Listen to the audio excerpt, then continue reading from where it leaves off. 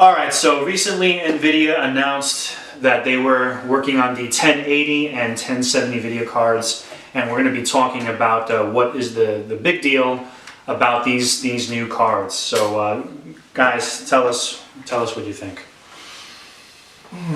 Louis. A lot of people were going crazy saying, oh my god, this is going to be amazing, awesome, wonderful performance, but you know, I feel like the price hasn't changed at all. Like, they're still super expensive.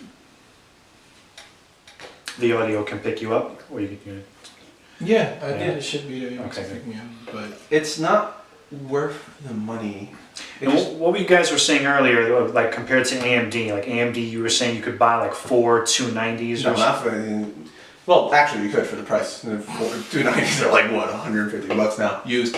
But yeah, for the price of one of those 1080s, you could buy two 390Xs or 490Xs when they come out, get better performance. better well, performance. if the benchmarks they are showing, like the graphs are actually legit and not some bullshit. When are they legit? When are any of the graphs legit? But if it is, then we should be able to buy two 490Xs for the price of one 1080, which is ridiculous. And the performance difference, is it going to be noticeable, or is it Well, going to be better? They're projected saying that the 490X basically is double the performance of a 980 Ti. So for that price, that's ridiculous. Yeah. Like, I don't think the 980 Ti will never come down to that price. Like, it's always going to be like 500. Well, maybe 5 years from now, you know. But When they have the what is it? What would be next? The 1440. that's another thing. A lot of customers think because it's the GTX 1080 that it's good for 1080p and not anything else like 4K or 1440. Right. It's something they should have changed that a lot of people are going to get confused about. So. Yeah, they should have come up with a better naming system for those cards now that they're going into the quadruple digits. Yeah. And in general, like when it comes to nVidia and AMD, what do you guys think about? Well, there's people on both sides. There's always people on both sides. Because I'm pretty sure people are going to think that we're hating on We're not fanboys, okay? We don't have like favorites. We just want to focus on the facts. That's what we're talking about. So, you know, nVidia does have great products, but so does AMD, and the performance is great, and the prices are actually really good. Really good. The thing is, people say AMD sucks, but Right. it used to. Yeah, back in the day. Oh yeah, it was terrible. Really. Drivers, cars, it was bad. They've picked up. People just don't want to give them a chance. Right. Back in the day, like when do you mean, like 4,000 series, 5,000 series, 6,000 series. how long ago was that? What was that, like 07? Oh, really? So, really old. Yeah. oh, so it's on way. Yeah, they've improved. I've run two GTX 590s in my machine, so I've run Team Green, and right now I'm running two 290Xs. You're running... Two 290Xs. And I have not found anything that can actually bottleneck my system. Really? I've found nothing that actually slowed it down. I did the Steam VR test, I got a 10.1, you got like a 10 point something or Same, but Yeah. it was around the same thing because we technically I almost don't- have the same yeah. setup. different processors, but that's about it. Yeah.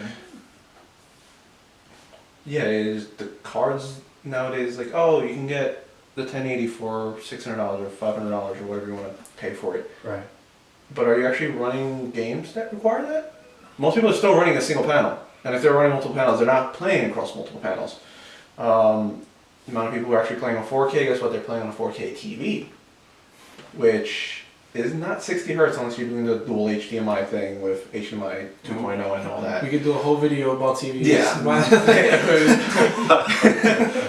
But people are like, oh, I have a 4K TV, so they need a 1080. No, you don't, because you're not even running. Just run your TV at 1440, 60 hertz, and you'll get a better enjoyment out of it. Yeah. Because, you know, 30 versus 60, that's a whole nother story too, but... Right. Well, I mean, having a new graphics card is a big thing. Like, it's a really good performance jump, especially compared to the Titan X. It's like almost double the performance, and like they cut the TDP in half, so that's amazing. But They cut what in half? the TV, the TDP, oh. it's the power consumption and heat. But nowadays, if you're running high-end cards, you're not running around with a 500 watt bronze power supply. if you are, you might have a bit more issues than just your video card needing more power. Yeah, just get yourself. You most likely be running a 1,000-watt power supply, 850-watt gold or platinum or whatever you want to run. TDP in the heat. Most cases nowadays, they have more than enough airflow. Right. Very few cases, unless you really screwed up the fan placement or just have no fans whatsoever, have problems with that much heat. Right. The cards are designed to kick the heat out the back and out the front, usually. Depends on the shrouding on the cards. Now, what about all this crap that they talk about AMD stuff getting hot? Like, what's the deal with that? All cards get hot. Like, Right, look at the right. temperature of everything gets hot. I can admit that the stock cooler sucks. But that's a stock cooler. You're talking on- about reference. Reference, yeah. Reference coolers on AMD on nVidia's are terrible too. My 590s had reference on that, and 90 Celsius air come out the back and front of that card. Oh. I could cook food with that thing. There's an issue with my AMD card too. Like when I go past like 70, it just starts to. Throttle, just Yeah, I had to use Afterburner to Yeah. change the fan speed. So then why were people like, why did it seem like it was just AMD stuff? That was because okay, so cards are tested in an air-conditioned factory, right? So their fan profiles are set up completely different than what your house. Your house is not air-conditioned, like to like what 40 degrees, 30 degrees that they would have those warehouses at. Right. Your 60, 70, 80, depending on how balmy you want it. More heat means more heat to the card. Less heat can get drawn off by the fans, so the fans have to work harder. If the fans are running on a profile where it was 30 degrees in the air or 40 degrees, the card's not getting as cool, but the fans are running the same speed. Okay. Every time somebody would buy a card, I would tell them, make sure you take MSI Afterburner or whatever tuner software you want to use with it. I recommend MSI Afterburner. We're not paid by them. Yeah, just have them change the fan curve to something they like. I would tell them, say 70 degrees and up, start matching the RPM percentage to the temperature. Okay. Below that, just leave it around 40 or 50 or whatever you feel comfortable with. Make sure your cards get enough air. Don't choke your card if you have a whole bunch of hard drives in front of your fans. Try and move your hard drives down. If your base is movable, move it down to the bottom. Right. Get some air to your card. I've never really had heat problems. The only reason I like cluster cooling on my machines is because I push my machines a little harder than I should. Right. I want to see how high I can get them, and that makes a lot of heat. I really don't care about fan noise, so I don't mind having 3 radiators with 12 fans. I don't care. This guy here, though, he's complaining about my laptop over there, saying it sounds like a jet turbine. I don't like my computer to be loud. I just feel like nVidia has a lot of people who are just willing to follow them with whatever direction they go. A lot of brands have that. Right. A lot of brands But have that. people are so quick to judge like AMD or AMD's cards for any little issue, but nVidia makes a huge mistake and no Like one drivers? says anything. Yeah, no one. Right. So let's talk about that real quick. About the driver issue. So yeah, about 2 months ago they released a driver that completely messed up a whole bunch of users' PCs and nVidia. yeah, and all those users basically had to reinstall Windows and no one said anything about that. But if it was AMD, everyone would have lost their mind. Like, oh my god, my screen resolutions decided to switch randomly. AMD's the worst. It's the worst. I can't do this. I don't know. It's just people have the stigma against AMD saying that they suck and all the stuff that they used to be like, but. Now I remember, I think, I forgot which one of you guys, I think it was you had brought up a point like, or maybe it was you, I can't remember.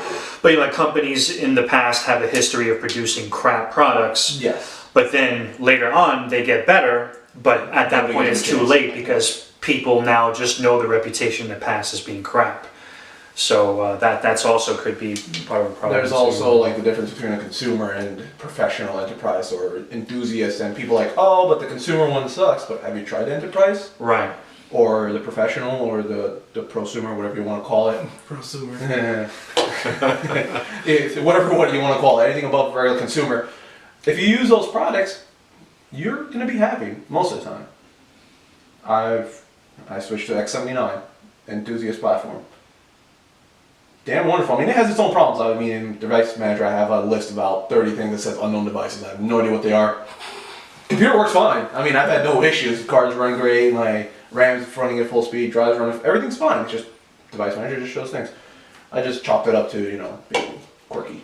Yeah. 790 was quirky. But if you go with consumer board, like say you get a $130 board, right? You get an i5 or an i7.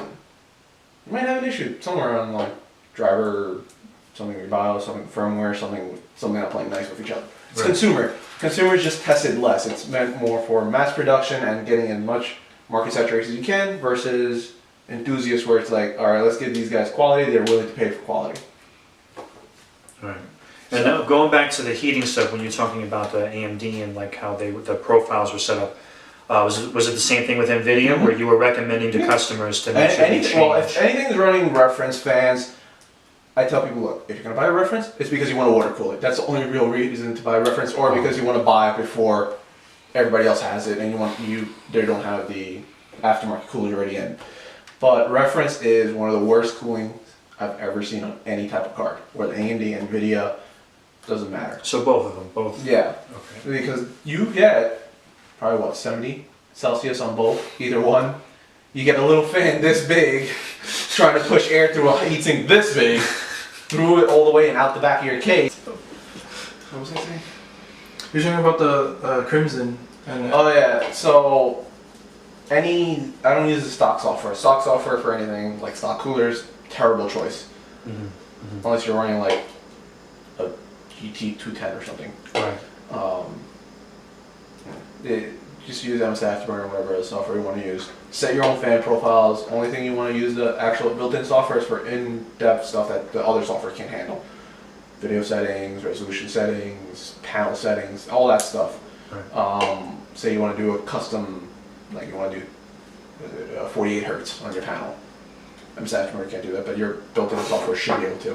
40 hertz. Hey, you gotta get that cinematic quality, man. Garbage. What's the software you keep talking about, Afterburner? MSI Afterburner, and no, we're not paid by them. But yeah, MSI Afterburner, I've been using that for years. It works with any card, doesn't have to be MSI. Just video cards. Video card, yeah. If you want to control stuff other than your video card, you can use SpeedFan, but that one's a little bit more in depth. And if you're willing to like actually get into the settings and dig around and set every single fan's profile and all that, you can.